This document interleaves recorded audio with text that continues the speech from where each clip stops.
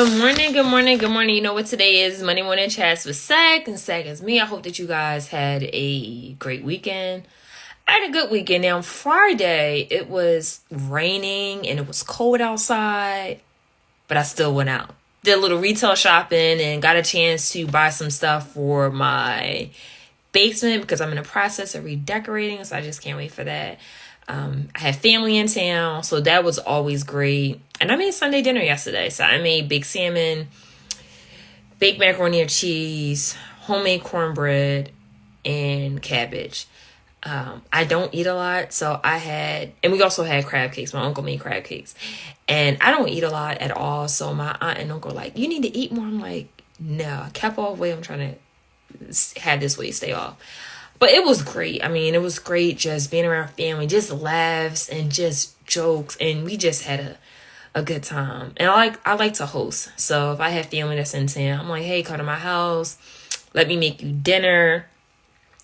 And that's something that I've learned, like living in the South. Like South, how to show like some hospitality. And I think I got it down pat. Right? I think I have it down pat. So there's a few things I want to talk about today. So the first thing is I taught a class on emotional intelligence for my students and what that meant.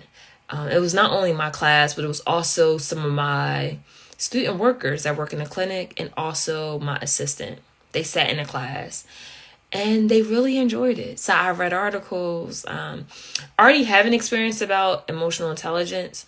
But it was a little different, and it was good actually teaching the students. And I also learned more about me and learned about, what do I lack in emotional intelligence? Because no matter how well you are, there's always rooms for improvement. So what I had the students do, and I did it myself, we did an emotional intelligence assessment. And if you scored, there's 4 attributes. So if you score, it's like relationship management, it's social awareness, self-compassion, and there's one more attribute that I'm missing. But if you score with 75% in all areas, then you consider someone that has high emotional intelligence. And I scored over 75% in all of them. And we talked about their reports. Like, what are you willing to do to... the areas that you fell short at, what are you trying to do to increase that? And so moving forward until the end of the semester, we're going to do various activities on emotional intelligence. And I think moving forward, when I teach my class next year, we're going to have the emotional intelligence assessment a part of the orientation and really work at it from the beginning to the end of the semester. And so I want to talk about 2 things, right? I want to talk about why emotional intelligence is important. And I'm going to talk about, so I have therapy on Mondays. And so me and my therapist, we went over 25 minutes. We had a really good conversation. And it's one of those conversations where I felt like I was talking to one of my girlfriends.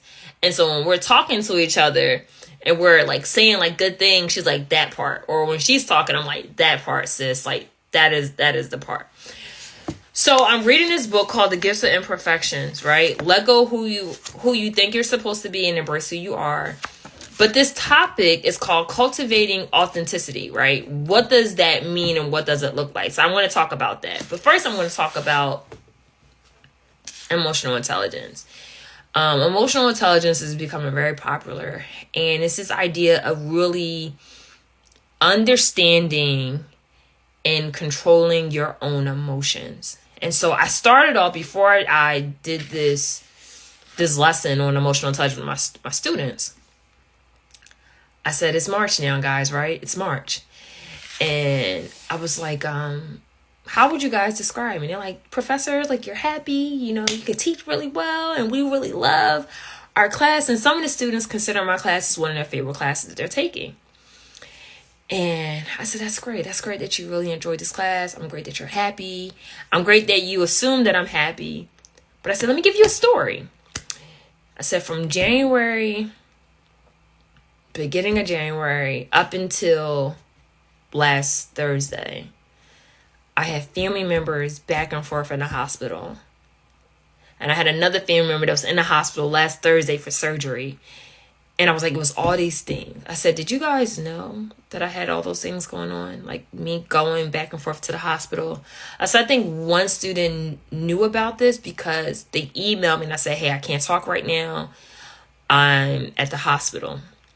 And they shared their condolences like, hey, I hope your family member gets better. So one student knew about it, but nobody else. And my students just like their mouth just was like wide open, like, wow, really? We never knew. And I said, because even though I was sad and just like unsure about what would happen, I had to show up for you guys, right? As your professor, I had to really show up. And it's not saying that I dismiss my feelings. I just learned how to manage those. So it was those times I had those quiet moments, and I said I have a best friend that I confide into. So that was like my go-to person. It really helped me with my emotions and giving me the space to really vent if it bothered me, right? And it was like, oh my God, like, and I said, I don't want you guys to feel pity, but I want to use this as an example that you're going to go through life. And your life doesn't stop because you're a lawyer. Your life will keep going. And so you're going to have different things that you deal with in life. But the question is, how do you manage it and still show up? Or when the things that's going on in your life is too much, can you say, I need to take a break? I need to walk away from this right now, and then I'll get back to it soon. Can you do that? Because that's important. And then I shared a video with them. It was this guy that talked about emotional intelligence and how leaders, how they display emotional intelligence. And my student said to me at the end of the class, she's like, Professor, I don't want you to think I felt pity for you. I just couldn't believe how you were able to manage. But she said something to me. She said, the guy was explaining a leader and how good leaders have high emotional intelligence. And when he explained it, I instantly thought of you. And it really, it touched my heart, right? It just really touched my heart. And I was like, wow, thank you for thinking so highly of me. But the one thing that I've learned in emotional intelligence, like really understanding my feelings and being able to pinpoint why I feel this way, right? And I read this article yesterday for those that are considered overthinkers. I could be an overthinker at times. And it's this question that you ask yourself. Is it beneficial? Right? Is there some truth to it? Can you pinpoint to it, right? Or you're just assuming the facts? Because it's easy to assume things, but are you able to say this is a true statement? Because if you feel some type of way, are you able to pinpoint and say, hey, this is how it makes me feel? The one thing that I've learned is that when you're able to really control your emotions and know who you are and know how to pinpoint different things that upset you or make you happy, that also helps with the different relationships you have in your life. Are you that friend that always go to someone when you're happy? I mean, when you're sad, right? You only have bad news. Or you're able to talk about good things and also bad things, right? Do you keep good relationships with people? Or do you have your relationships all about you and not worrying about what the other person needs? Those things come into play when it comes to emotional intelligence. Like really knowing who you are. I asked a student this in class. I said, let's say that I tell you that what you did, it hurt my feelings. How would you respond? And one student said, okay. I said, is that it? Yeah, okay. I can't control how people feel. I said, right, you can't control how other people feel, but can you show empathy? And we talked about like, what does empathy look like? And I gave an example about how I'm with my brother. And sometimes, we're two very assertive people, very assertive. And we are not afraid to express how we feel. And our tones are very well, like we don't yell at each other. We're able to have a good conversation. But sometimes the assertiveness, sometimes people could think, hey, this may hurt my feelings because you're being honest, not brutally honest, but you're being honest. And sometimes it's something that you may not see. Or maybe someone is saying something based on what they're able to see of you, what they observe, and make an assessment. And sometimes your assessment, it may not be accurate. And that's where we bump heads. And if my brother comes to me and says, Sakina, like what you said, I didn't appreciate. And what I've learned is I want to know, what did I say that made you feel this type of way? Because my goal is I want to correct it. I can't correct what I don't know. And by me asking these questions, it's showing that I care. It shows that even though I can't control how you feel, I still care about your feelings. And that's emotional intelligence. Like once you're able to identify your own emotions, it makes it a little easier to identify with someone else. And even though like if my brother we had a disagreement, I think I knew what like set him off, but I want to hear him say it, right? Because I don't want to assume, because maybe that wasn't something that upset him. Maybe it's something else. But I want to be clear and say, well, what is it that I said to make you feel X, Y, and Z? Can you let me know? Because my goal is to correct it, right? Is to correct it. And so I share with the students various stories about me from being 18 up until now. And I shared the story with my brother. And one of the students raised their hand, was like, how long did it take you to get to be the person that you are? Because I'm not there yet. And I said, honestly, I got there a few years ago, but it's consistent work. It's not something that you just wake up and say, hey, I can control my emotions. I can control my emotions. I can control X, Y, and Z. Honestly, it's something that you make a conscious decision. Now I'm at a point now where I realize, is it worth it, right? So let's say someone pissed me off. Is it worth me going back and forth? Is it worth me saying something to this person because maybe they can't comprehend? Like now I get to the place now because my mental health needs to be in check, and now I practice wellness on myself. I will ask myself, is it worth it, right? Is it worth responding to this text message? Is it worth picking up the phone and saying what I guess needs to be said? Is it worth it? All right. But that comes into knowing who you are and saying, I don't have to respond to this. The one thing, like I told one of my good friends, I was like, when I have a heart-to-heart with people, I don't like text messages. Like I absolutely hate them. And text messages for me, it's certain people that I can have text message conversation all the time, right? And it works. But when I'm expressing myself, like I may like say, hey, let me text you bits and pieces of this, but then we're going to have a real conversation. Because I just feel like text messages, they get misconstrued sometimes. And so I'd rather me talk to you over the phone rather just in a text message. But that's just knowing who I am and knowing that if something's said, in my opinion, that's wrong or incorrect, or it makes me feel some type of way, I know that may bother me, and that's okay. Like really knowing who you are. And so the question is, when it comes to emotional intelligence, can you control your own emotions? How do you manage your emotions? How what does that look like? And I had an event this past Friday where I was in conversation. It was called Conversations with Clinicians. So I interviewed one of my colleagues, and one of the questions, I think it was a brilliant question for one of my colleagues at UDC Law.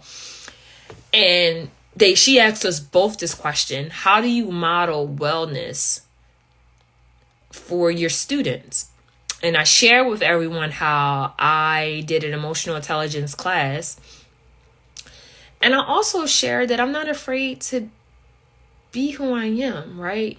And with that, I share with my students that I go to therapy. I share with my students how I don't go into detail, but I tell my students that I'm an advocate of therapy. I tell my students I'm still in therapy. I tell them the book that I'm reading, and I recommend that they read it too. I tell them that I have shortcomings. I tell them that I'm not perfect. My goal is to be the best professor. And that comes with work, because then I know that there's some rooms of improvement for me. I tell my students that I messed up as a lawyer. Like, I made mistakes as a lawyer, and my goal is to be a better lawyer. I made mistakes. I'm human, and I allow my students to be human too. When my students say something incorrectly, I'm like, hey, well, can I help you? Can I change the words for you? Because I still want you to have the confidence and know that just because you're wrong, it doesn't mean that you failed. That means that you're trying. And I want to show you that you're trying. I tell my students that I make a decision every day to be happy. That's a part of my wellness journey. I allow myself to be sad if I need to be sad. I allow myself to show some type of emotion, right? We even talked about how this idea of being a Black woman being strong, and you have this cape on and it never goes off. I'm like, no, I don't have a cape. I don't want that assignment. Like, get somebody else to do it. I don't care about being the most super woman and being superwoman with this S on my chest. The only S you will see is the first letter of my name, and that's Sakina. And I'm okay. I'm okay with that. That's how I model wellness to my students, right? Allowing myself to be me. And even when it comes to my dressing, like, I'm a fashionable person. I wear high heels to school, and I can walk with them, and I'm okay with that. Sometimes I wear hoops. Sometimes I wear pearls. It just depends on the day. But just being okay with that, right? But allowing my students to know that no matter what type of mental state that you're in, therapy is always a good choice. And I tell them, like, hey, I'm fine. I'm good. Like, I don't have nothing like bad going on in my life. But me, I make the choice to go to therapy because I realize I deal with people that don't go to therapy. And that's one of the main reasons why I stay in therapy. Like, how do I deal with people that doesn't even see the benefit of therapy or don't even want to go? That's why I'm here, right? I'm here because of that. And for other reasons, it's just to be a better human being. So we talked about making these choices. In this section that I'm reading, it talks about authenticity. And what does it mean? And what does it look like? So I'm going to read something to you. And it says, authenticity is a collection of choices that we have to make every day. It's about the choice to show up and be real. It's the choice to be honest. It's the choice to let our true self be seen. And when I talked to my therapist today, I was like, I desire to get married. And I was like, but it's so sad when you hear people get divorced, you hear people that don't value it. And I was like, in spite of all those things, I still want to get married. Like, I don't care about how other people's relationships feel. I don't care about what's going on in other people's marriages or relationships. Like, I know what I desire, and I know I can have it. And I told my therapist, I said, it makes me really think about, do people know who they are when they get in these marriages? Like, do they know who they are, or they try to suppress who they think they are and be who they think they're supposed to be when they're in these relationships? And she said, to be honest, Sakina, I do couples therapy, and I'm here to tell you that most people don't know who they are. And because they don't know who they are, they don't know what they need. And so it's a easy thing to get frustrated and confused because you don't know. And it makes me think about why people are afraid to let their self be shown, let their self be seen. And I think it has to do with shame or guilt. Like, if people really see me, will I be enough?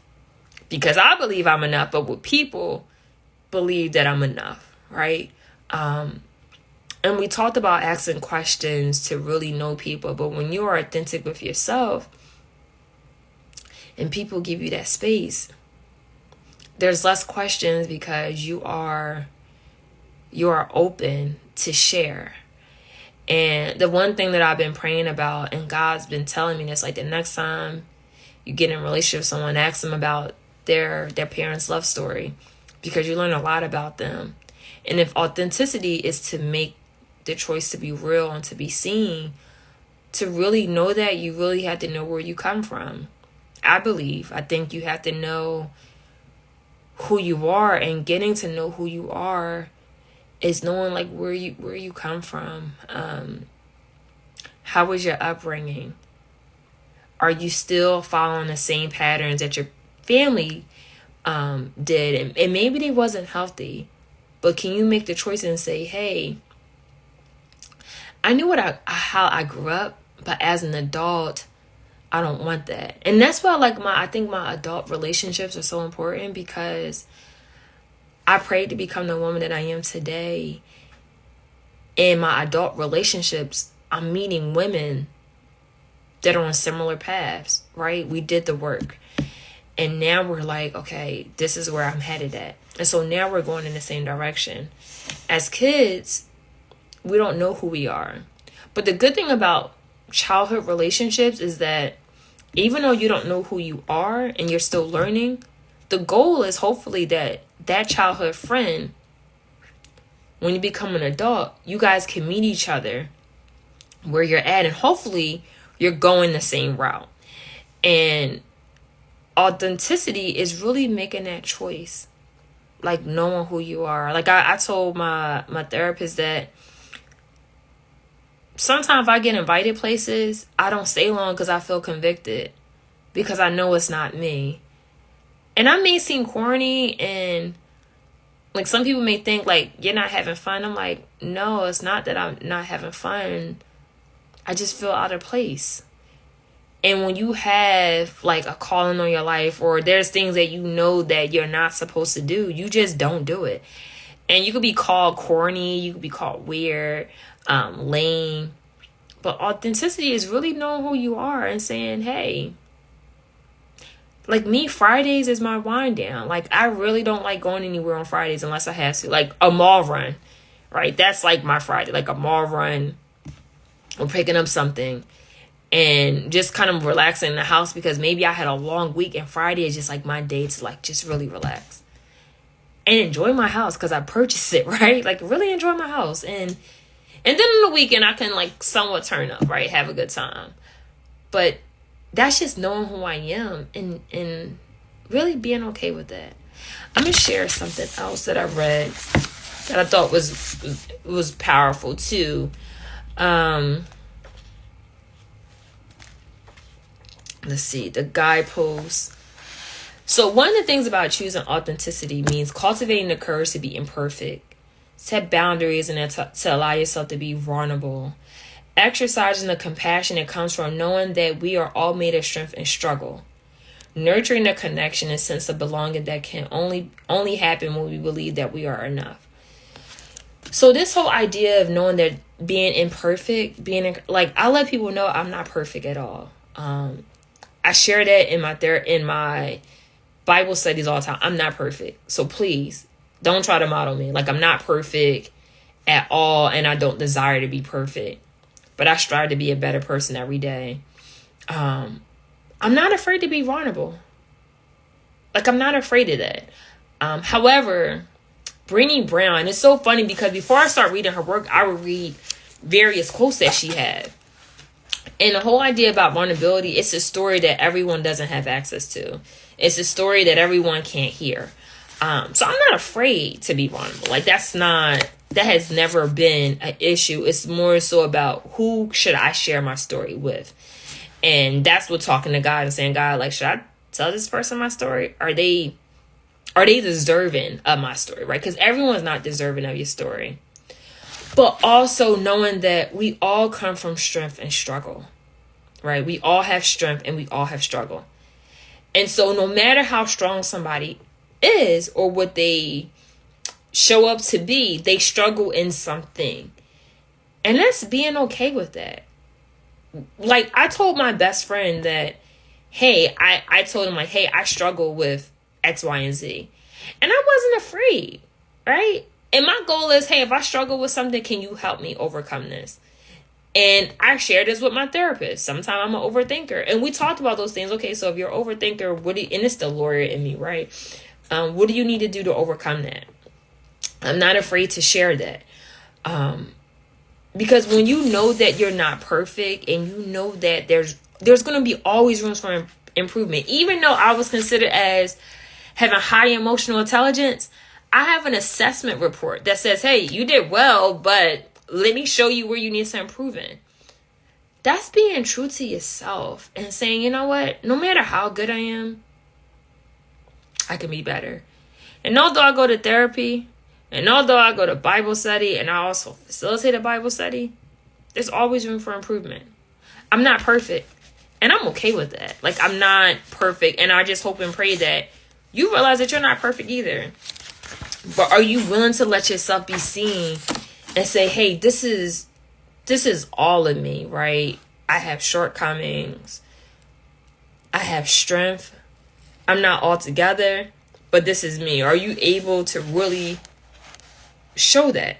And not be ashamed, not be shameful of, because it's easy for everyone to show their strength. Like, hey, I'm great at this. I'm great at that. But the struggle is like, hey, I don't want you to see it. I'm going to go this way. I don't want you to see it. But that's really a part of who we are.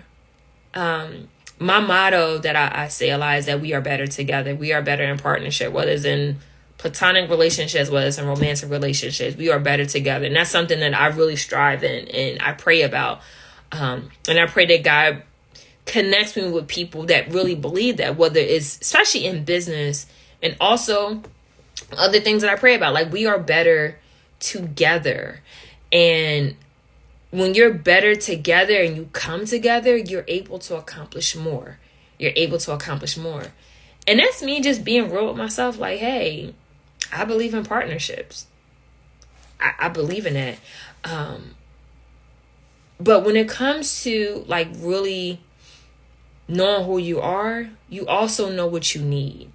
And me and my therapist, we talked about this, like, love is not enough. Like, you could love somebody. And I shared this before in another Monday chat, is that when you know who you are, you know that love is not enough. Like, what else do you need? And I shared this one thing with her. I was like, I can forgive somebody for things that they said. And I was like, and I realized that sometimes people may never apologize because they don't know what they're apologizing for, because they don't know about their behavior. But the thing that I realized is that even though I can forgive the person and not expect an apology, sometimes it really feels good to get an apology. That's something that your soul will hear. I had a family member that called me the other day and apologized for something that happened 2 years ago. And it made me feel good, right? Because they were able to acknowledge something that they did that was hurtful. And they said sorry. And they didn't just say sorry because it sounded good. They said sorry for their actions. And my therapist said, you know why that meant something to you? Because you believe in accountability. Yeah. It's super important for me. Like, people being accountable for their own actions. And because we have strength and we have struggles, the things that we struggle with can be something that hurts somebody, and you may hurt somebody unintentionally. And so I said, yeah, accountability is important. I need that. I need that on a consistent basis, right? And I tell my friends, hold me accountable, right? If you call me your friend, I need to know, what do you need? And I need to know, like, am I giving you what you need as a friend, right? Am I giving you what you need as a friend? Because I could be a good person, but I may fall short in different things. And you have to share this with me. You have to tell me. One of my friends was like, Sakina, I know that if you're going through something, you may not say it right away. You'll hold it in. And I was like, well, it's not that I don't hold it in. It's that I'm trying to process stuff before I talk to someone else. So I'll think about it and say, well, my feelings are valid. Number one. Why I go through these questions. My feelings are valid. Number two, why do I feel this way? Is this something that, do I feel this way because it's happened in the past and I'm not fearful that it's going to happen again? I'm normal. I'm human, right? I'm entitled to my feelings. And then I talk to God about it, right? So it's me processing this stuff. Like, why do I feel this way? Was it something that a person said? Or was it something that they did or didn't do? Like, why do I feel this way? So I go through the emotions by myself. Because I don't need somebody to help me process it. I can do that if I talk to you, is because I need to vent to you and I need someone to listen. But if I need advice, I'm going to say, I need your advice on this, right? So it's me going through the process, right? Going through the questions and then going to my prayer closet. Like when I feel like things are too heavy, I go right in my closet like, God, listen, I've been praying every night to you, but I need to go in this closet because I got all my little prayer posts in here and I need you to move mountains. And what I can share with you is that prayer works. Like I had these sticky notes about my family that was in the hospital and like just really praying over. And I was like, God, I need you to heal this person. I need you to heal this person. And I went back in that prayer closet and I was like, God, thank you. Like he answered all of my prayers. I was like, wow, like he really answered my prayers. I was like, God, well, if you like moving mountains, like, well, this is what else I need to pray for, right? So I wrote it down on the sticky note and I just prayed and I had my prayer box in there and it's like different prayers in there. And I was like, God, it really helps. So are you yourself, right? Can you be yourself? Are you afraid to be yourself? And what's stopping you? But when my therapist said, like, yeah, you like accountability. Like, yeah. Like, apologies still matter to me. Even if it's years down the line. But the one thing that I've learned is that I remember a guy gave me an apology. This was like, I want to say in 2014. And this was like years had passed. I got over him. Like the first person to break my heart. Like got over him and everything. And I remember him reaching out. He contacted my cousin. Was like, I really need to talk to Sakina. I really need to talk to Sakina. I'm like, what the hell does he want? Like he's married now. Like what does he want? I don't know. Maybe he had a guilty conscience. I don't know. And I really don't care. But the first step of the healing was my cousin called me in 2012. Was like, I want you to know that he's married now. And I was like, okay. I saw the pictures. It didn't bother me. I was like, okay, I'm happy. In years, like I thought that it took years to heal, but I realized healing is really a choice. And in the next step, once you make that choice, you're just going through the emotions. And so he called me in 2014. He's like, Sakina, what's going on? And I'm like, I'm great. And he started just like reminisce about the past. Like, you remember we did this, like we were each other's first love. I'm like, okay, like where is this going at? Like, where is this going? And he said, I was like, yeah, okay. I got to get off the phone. So he said, wait, I just want to say I apologize. Like for everything. And even though it was probably like 7 years have passed, that apology still meant something. But I realized that apologies don't work until there's changed behavior. And when someone comes back in my life and gives me an apology, I ask God, what are their intentions, right? Because his intentions, he meant well by saying, I'm sorry. But then after the apology, like, hey, can we go out? Can I take you? I was like, no, I already got the closure from you. I got the closure. I still wish you well. I still want the best for you. And we actually saw each other, right? Right as he said, we actually saw each other. It was like pirate. I was like, I told him to his face, I was like, I wish you well, right? And I was in my 20s. I wasn't even in my 30s. I was like, I wish you well. But we can't have what we had. And you're married now. So I said, I will feel sorry that your wife lays next to someone and really thinks like her husband is perfect. And we all struggle. But he's connecting. He's trying to get back with his first love. And that just doesn't make sense to me. I said, I only answered the phone because, my cousin said you had something to say to me. And I'm open to hear whatever you have to say. But I'm not open to your invitations. I'm just not open to them. And it's okay. And and then like he kept trying. I was like, it's not gonna work, buddy. Like, it's not gonna work.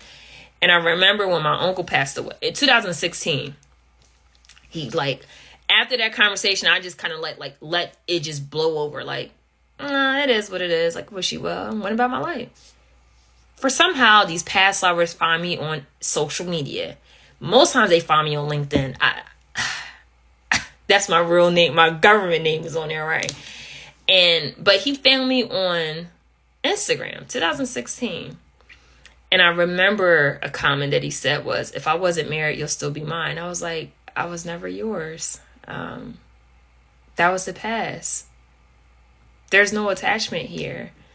And I just laughed. But when I look at that, and I look at my life now, and I realize like, hey, because I know that I struggle and I have strengths, I'm able to see that other people struggle too. But what if I said yes to his invitations? I said yes to his invitations, and now because I know what I want and I desire marriage and I desire a husband, I was like, that could have been my karma, right? And so now I get convicted at times. I'm like, yeah, I know who I am. I could say no to that. I could say yes to that, right? But yeah, just knowing who you are and not being afraid of that. And I will say that this year so far has been powerful because I've been having really good conversations, especially with my brother, like really talking about like what we desire when it comes to healthy marriages and what we desire in healthy relationships with friends, romantic relationships. Like these are the things that we desire, and knowing what we need, right? I need someone that's going to be honest, not brutally honest, because that's not the approach, but being honest.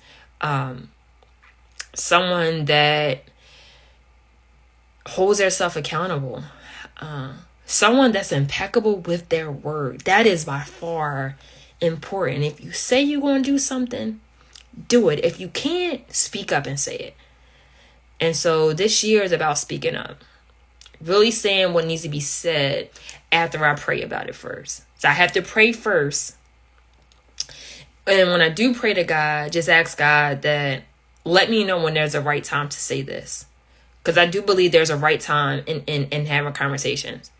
Like, I don't want someone to pour their heart out to me and I'm prepping for class. Like, that's not the right time. Like, hey, boo, like I care about you, but I'm trying to get this session done. Can we talk about this later, right? So I think there's a good time. I don't think there's no particular right time, but I think there's a good time for everything. And so speaking up for me is talking to God first and say, God, because there's something I need to say to somebody. I didn't say it yet. And I'm not afraid. I ain't afraid. But I'm really talking to God to really work on my delivery with this person. And making sure that my delivery is clear and making sure they're able to receive what I said.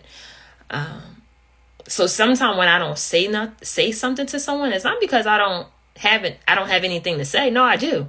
I can talk. Right? I'm a lawyer. I can talk. I'm a professor. I can talk. But it's a matter of really talking to God and saying, God, I need you. And I need you to tell me what I need to say. Because I'm not sure. And then once you tell me what you need me to say, I need you to tell me the tone, right? Really work on my tone. So that's the theme of this year, like speaking up. But that's all I have. I just hope that this message really, I pray that it helps you. And like I said, so I'll leave with this. It's Monday, so shout out to all the dope men out there. I really pray that people give you the safe space to really be your authentic self, for you to be free and for you to really show up as yourself. And even if you're shameful of that, people that love you are not going to bash you because of the things that you're shameful of. Instead, they're going to embrace you. We all fall short in something. We all fall short. And so for men, I just pray that you don't have to. It's okay to be masculine, but masculine doesn't mean you have to be hard all the time. I think that you can express your feelings. That's still being masculine. But I hope that people give you the space to do so, right? It's okay to cry. Like I tell whenever he's saying something to me and I think of sure, I'm like, give me the I learned this from a male therapist that he says this to his male friends. So when one of my best friends is a male, like my best friend, like I look at him as a brother, no incest, like none of that. Like that is my best friend. And if he gives me a short answer, I'm like, give me the long answer, bro. So I learned that from a male therapist, and I'll play that back on my best friend that's a man. I'm like, give me the long answer, bro. Like, what is it? Do we need to go out and get a drink? Do we need to go out for dinner or lunch and like really talk about what's bothering you? And I give him that space. And so I just pray that you have somebody that allows you to really vent and know that it's okay. Like it's absolutely okay. I hope that you're not afraid to be yourself. Know that you have strengths and you have struggles. And speaking of struggles, I'll share this with everybody. I am not a good tech person, right? And one of my goals is to really get this Monday morning chats up and running like big time. So that's what I've been praying about. But if I say that we are better together and I believe in partnerships, I want to learn how to put these videos on Spotify and how to create an app. And so if you had that expertise, I'm willing to pay. That's what I struggle at. So I'm not afraid to say that. Like I struggle with that. I know how to put these on YouTube, but Lord knows I don't know how to put these on like Spotify or create an app. And the next step, like to make this bigger, like I'm going to try to purchase. One of my girlfriends, like she does videos too, and she's like, yeah, get this type of camera. So I'm going to invest in this and I'm going to get a camera. It's going to be clearer. And once my home office is done, then you'll be able to see everything. And it's going to look pretty. Right now, it's just like not put together, but I'll definitely make sure the visuals are consistent. But yeah, if you know how to put these videos on Spotify and others, social streams, like, please help. If you're listening to this, please help. That's what I struggle with. I don't know how to do that. But it's Monday. I just hope and pray that you guys have a great day. I hope and pray that you know that you're enough. Whether you're a man or a woman, like you know that you are enough. And you deserve the best. And I just hope that you have a great week. A great week. And that's it. I hope this message bless you. I hope that I have a YouTube channel, Sakina Tillman Esquire. I hope that you share my channel with people. I just want to bless people. As I'm learning to be even more authentic with myself, I hope that I give somebody strength to do the same. That's it. Take care, guys. Take care.